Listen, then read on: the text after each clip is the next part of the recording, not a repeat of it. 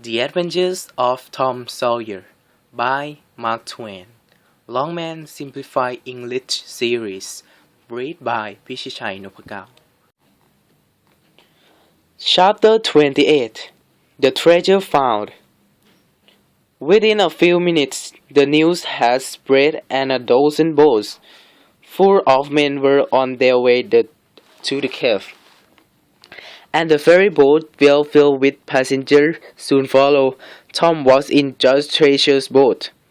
When the cave door was unlocked, a sorrowful sight presented with it.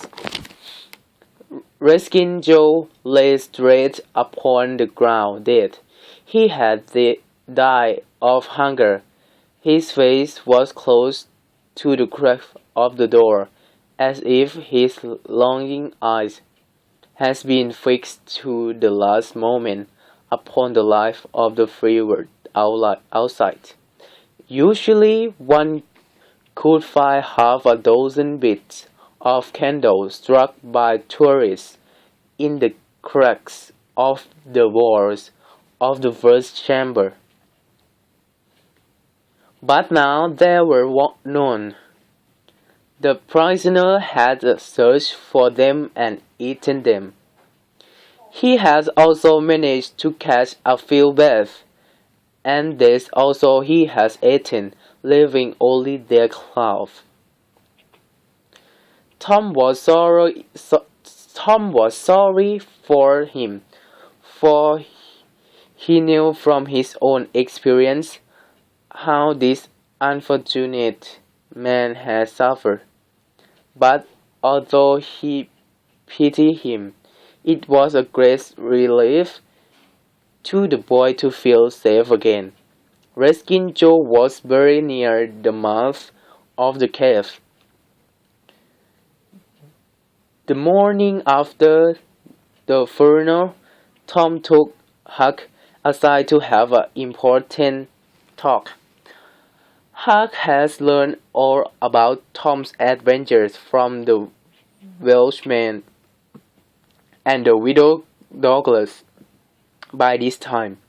Huck described his entire adventures on Cardiff Hill, for Tom has only heard the Welshman's part of it.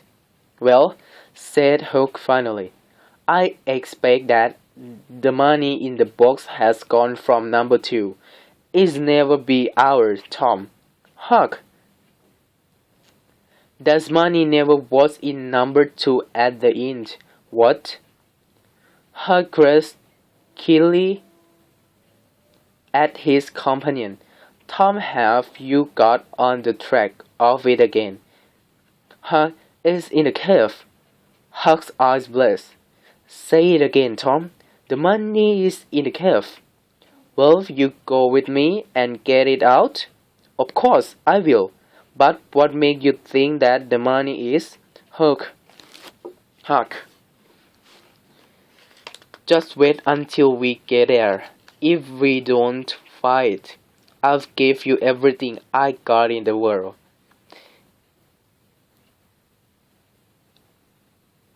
Is it far in the cave? I've been on my legs a few days, but I don't think I could walk more than a mile. Huck, I'll take you there and back in a boat, and you needn't raise a finger. Let's start now, Tom. All right. We want some bread and meat, and our pip, and a few back, and 2 or 3 kids' drinks, and some of those new things that can match. At noon, the boys set out in a boat borrowed from a villager who was absent.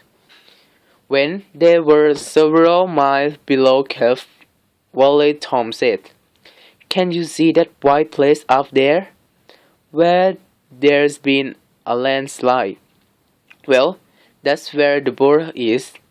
They land, and Tom proudly matched into some thick brushes and said, Here it is, the Finnish hole in the country.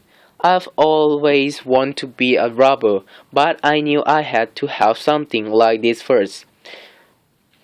We kept it a secret until only Joe Harper and Ben Rogers.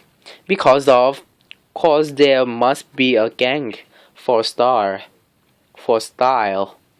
Tom Sawyer's gang. It sounds splendid, doesn't it? Huck. It does, Tom. And who shall we rob? Oh, almost anybody. We'll lie in wait for people, as robbers usually do, and kill them. No, not always. We'll hide them in a cave till I can pay a ransom. What's the reason? What a ransom? Money. You make them get all they can from their friends, and after you give them a years, you kill them if they haven't collected the money. Only you don't kill the women. They are always beautiful and rich and frightened to death. You take their watches and jewelry, but you always take your hat. Take your hat off and talk politely. Robbers and perfect gentlemen. You will see that in any books. Why, it's grand, Tom. I believe it even better than being a pirate. Yes, it's better in some ways because it's close to home and circuses and things. The boys then enter the hall, Tom leading. They crawled to the cradle as of the passage, made their kids string fast and move on. They presently enter and follow Tom's all the passage until they reach the pit. The candles revealed that it was only a steep-clad slope, 20 or 30 feet deep. Tom held up his candle and said, "Look as far out that corner as you can. Do you see me that? There, on the big rock over there, done with candle smoke. Tom, is a cross. Now, we'll find the real number 2 at last, under the cross. Hey!" That's just where I saw Riskin Joe hold up his candle. Huck stared at the mysterious sight for a time, and then said in a shaky voice, "Tom, let's get out of here." "What? And leave the treasure?" "Yes, leave it. Riskin Joe's got his hanging up about there, I'm certain." "No, it isn't, Huck. It would haunt the place where he died. At the mouth of the cave 5 miles from here. No, Tom, it wouldn't. It would hang round the money. I know the way of ghosts, and so do you." Doubts gathered in Tom's mind. Then an idea occurred to him. "Look here, Huck, what we were making of ourselves. Rose, Redskin, Joe, Glowsworth come here, there, across. Tom, I didn't think of that. That's lucky for us. Let's hunt for that box." Tom went first, cutting rough steps in the clay slope as he descended. Huck followed. 4 passengers opened out of the small cave in which the great log stood. The boys examined them with no result. They found a corner in the one nearest the base of the rock with some blankets spread in it, but there was no money box. They searched and researched this place, but it went. He said under the cross, said Tom. Well, the rock is under the cross and the money can be under the rock itself because that's resting solidly on the ground.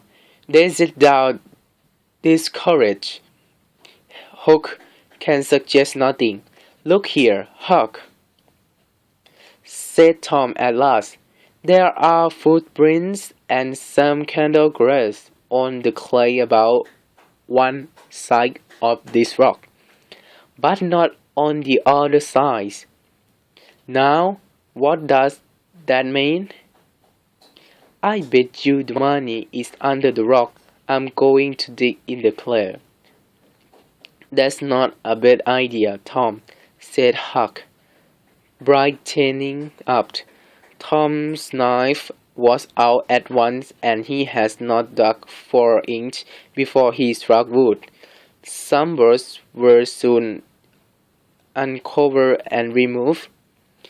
They had hidden a natural hole which led under the rock. Tom got into this and held his candle as far under the rock as he could, but said that he could not see the end. He proposed to explore. He bent down and passed under. The narrow way descended gradually. He followed its winding course with Huck at his heels. Tom suddenly turned a short curve and then exclaimed, "Good heaven, Huck! Good heaven, Huck! Look there! It's what in the treasure box occupying a little cave. Near it were a couple of guns in leather cases, an empty powder barrel, 2 or 3 pairs of oboes, a little belt, and some other rubbish." "We got it at last, yeah," said Huck, digging among the coins with his hands.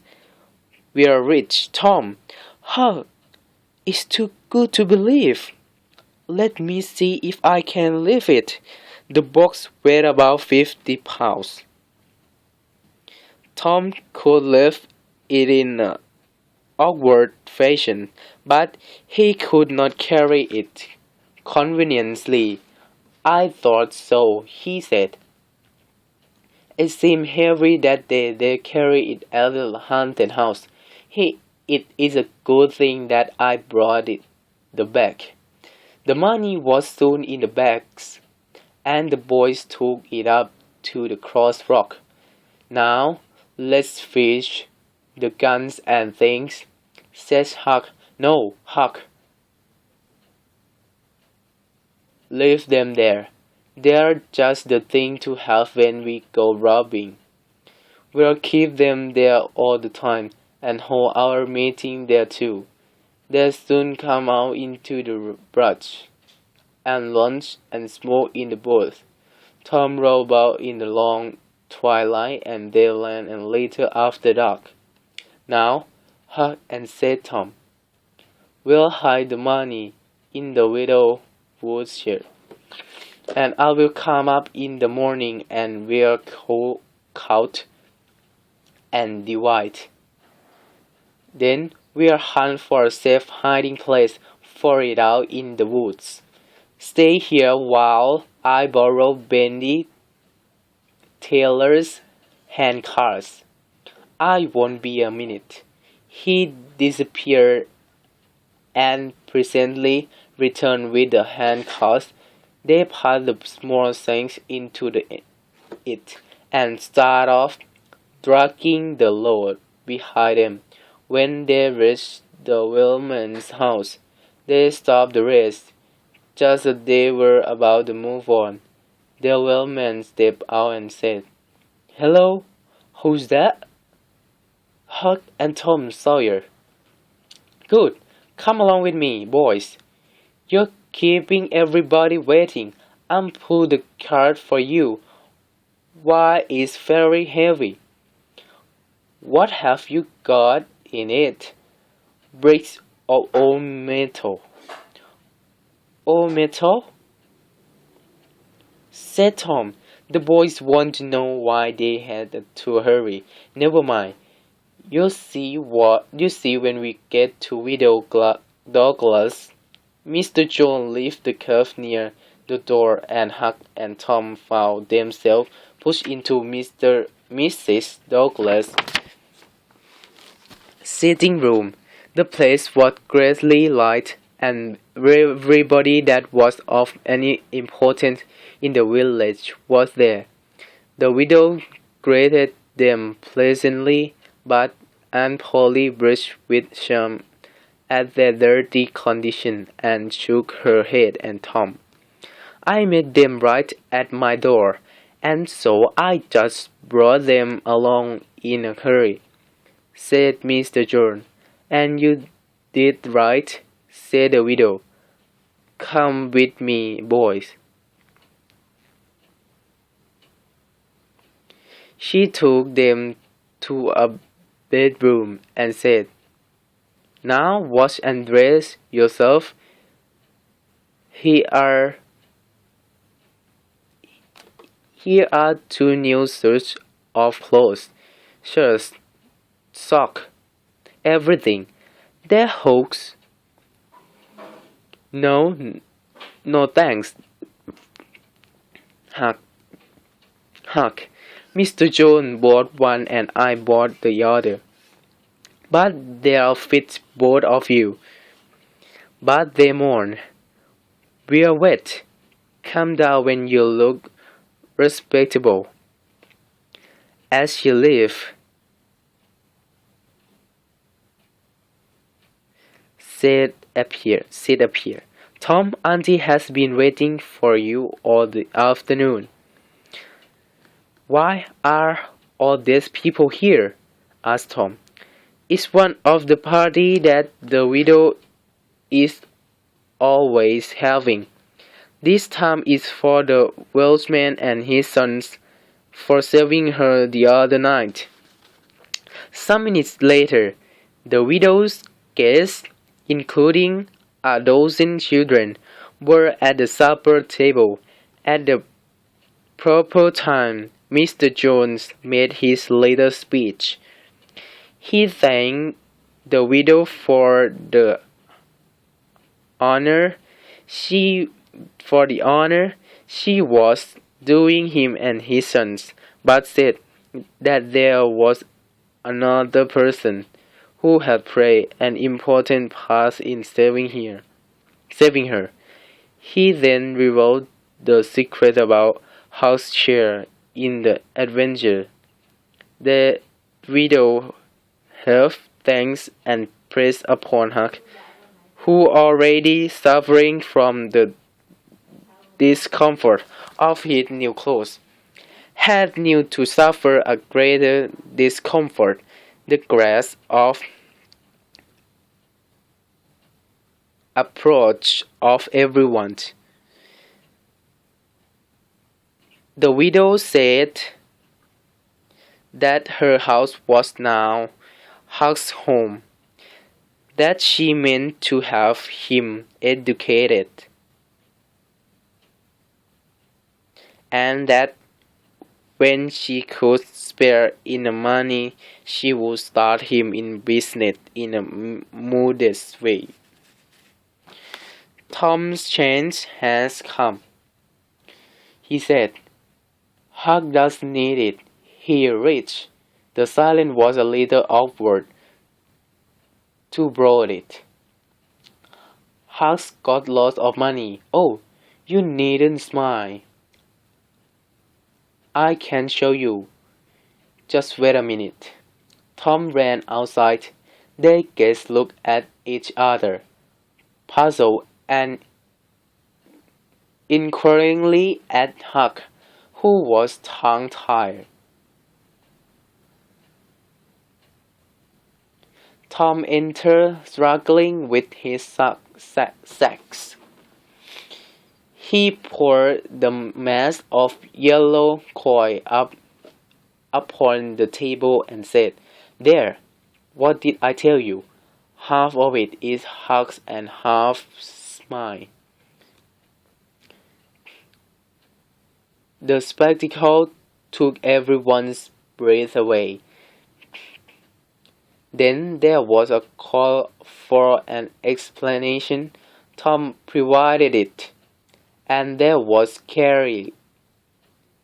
scarcely an interruption from anyone to break the charm of its flow.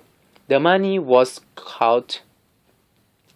The sum amounted to a little over $12,000. It was more than anyone present had ever seen before. At one time, though several persons were there who were worth considerably more than that in property.